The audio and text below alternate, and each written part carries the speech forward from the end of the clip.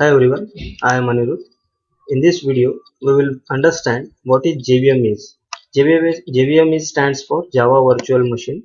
Before we start with the JVM, we first consider compilation and interpretation. What exactly it is? Compilation provides faster execution than interpreter.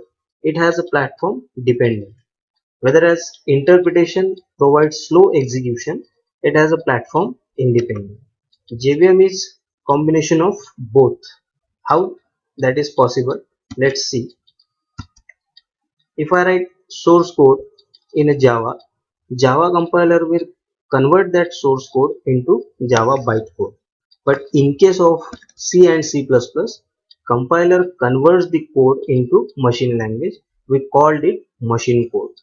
But in case of Java, bytecode is we are getting. Now what is Java bytecode? Java bytecode is a compiled object code of Java program. So in simple words, JVM will understand only a bytecode. So source code will compile by the Java compiler. We getting the Java bytecode. JVM will understand that bytecode, and after executing that Java bytecode, it will give you output. So in this PPT, I explain one example. Here I am created one file hello world.java.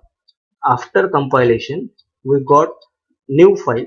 The name is hello world.class. That class file is our bytecode, and JVM, which is installed in a different platform, Linux, Windows and Macintosh. JVM will understand that .class file and execute on a different platform. Here we achieve the platform independence. So compilation process is faster.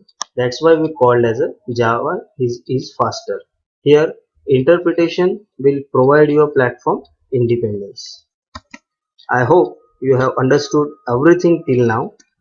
Thanks for watching my video. Please hit that like button and don't forget to subscribe my channel Engineering Tutorial Hub. Thank you.